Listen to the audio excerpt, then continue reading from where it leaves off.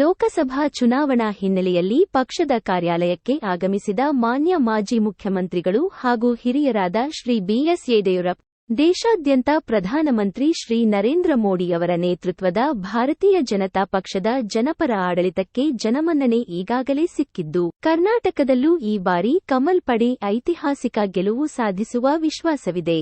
ಕೇಂದ್ರ ಸರ್ಕಾರದ ಜನಪರ ಯೋಜನೆಗಳು ಮತ್ತು ನಮ್ಮ ಪಕ್ಷದ ಕಾರ್ಯಕರ್ತರ ಸಂಘಟನಾತ್ಮಕ ಶಕ್ತಿಯೇ ನಮಗೆ ಶ್ರೀರಕ್ಷೆಯಾಗಲಿದೆ. ಹೊಸದಾಗಿ 1-2 ಕಿಲೋಮೀಟರ್ ರಸ್ತೆ ಸಹ ಮಾಡಿಲ್ಲ. ಮೋದಿ ಸರ್ಕಾರದ ಬಗ್ಗೆ ಜಗತ್ತೇ ಮೆಚ್ಚಿಕೊಡ್ತಾ ಇದೆ. ಬಡವರಿಗೆ 5 kg ಹೆಚ್ಚು ಕೊಡ್ತಾ ಇದ್ದೇವೆ. ಬಡವರಿಗೆ ಮನೆ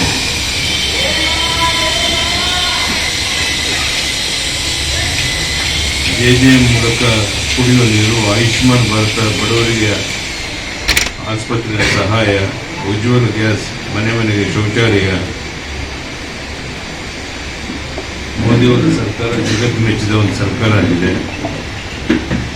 ಆದ್ದರಿಂದ ಹುಬ್ಬಳ್ಳಿ ಧಾರವಾಡದಿಂದ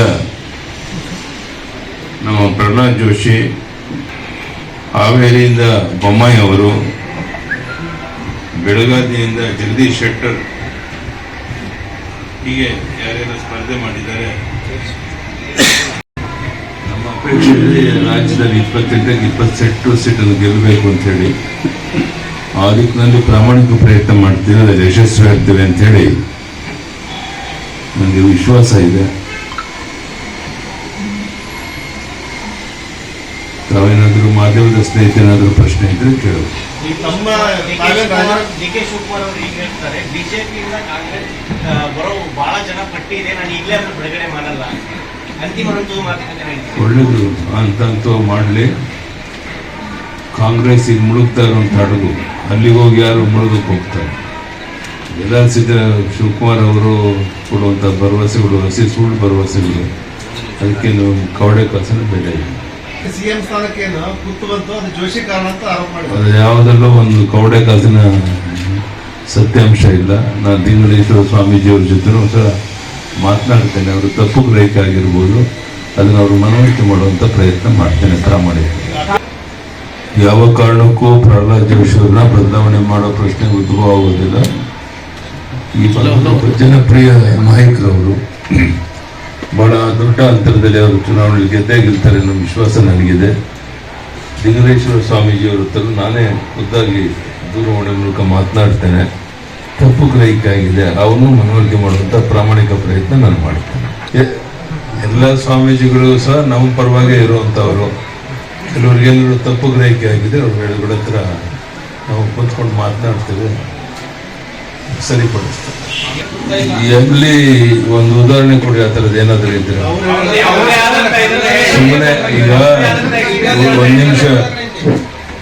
ಪ್ರಹ್ಲಾದ್ ಜೋಶಿ ಅವರು ಎಲ್ಲ ಸಮಾಜನ ಒಟ್ಟಿಗೆ ತಗೊಂಡೋಗುವಂಥ SC, ST, OBC, ವೀರಶೈವರು, ಬ್ರಾಹ್ಮಣರು ಅಂತ ಭೇದ ಭಾವನೆ ಇಲ್ಲದೇನೆ ಎಲ್ಲರೂ ಒಟ್ಟಿಗೆ ತಗೊಂಡು ಹೋಗ್ತಿರೋಂಥ ಒಬ್ಬ ಧೀಮಂತ ನಾಯಕ. ಅದಕ್ಕಾಗಿಯೇ ಅವರಿಗೆ ಅಷ್ಟೊಂದು ದೊಡ್ಡ ಸ್ಥಾನಮಾನಗಳನ್ನು ಪ್ರಧಾನಿ ನರೇಂದ್ರ ಮೋದಿಯವರು ಕೊಟ್ಟಿರುವಂಥದ್ದು.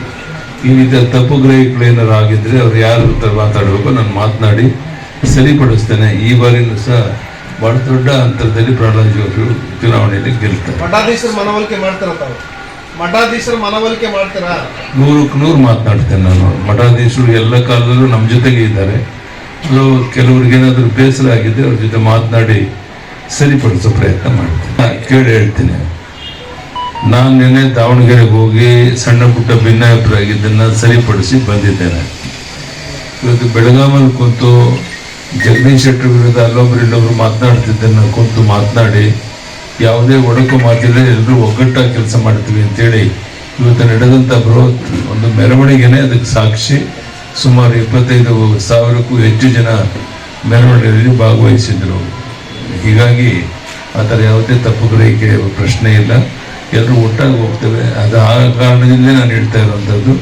28ಕ್ಕೆ 28 ಲೋಕಸಭಾ ಕ್ಷೇತ್ರವನ್ನು BJP JDS ಒಟ್ಟಿಗೆ ಸೇರಿ ಗೆಲ್ತೇವೆ. ಮತ್ತು ಈ ಸಾರಿ ಸದಾ ದೇವೇಗೌಡರು ಮಾಜಿ ಪ್ರಧಾನಿಯವರೇ ಎಲ್ಲ ಕಡೆ ನಾನು ಸಹ ಪ್ರವಾಸ ಮಾಡ್ತೇನೆ, ಪ್ರಚಾರಕ್ಕೆ ಬರ್ತೇನೆ ಅನ್ನೋ ಮಾತನ್ನು ಹೇಳಿದ್ದಾರೆ. ಹೀಗೆ ಎಲ್ಲವೂ ಸಹ ಒಟ್ಟಾಗಿ ಮುಂದೆ ಹೋಗ್ತಾ ಇರೋದ್ರಿಂದ ನಮಗೆ 28ಕ್ಕೆ 28 ಲೋಕಸಭಾ ಕ್ಷೇತ್ರ ಬಿಜೆಪಿ JDS ಗೆಲ್ಲೋದಕ್ಕೆ ಯಾವುದೇ ಅಡ್ಡಿ ಆತಂಕಗಳಿಲ್ಲ ಅಂತ ನನ್ನ ಭಾವನೆ. ಅದೇ ವಾತಾವರಣವನ್ನು ಎಲ್ಲ ಕಡೆ ನಾನು ನೋಡಿ ಬಂದಿದ್ದೇನೆ.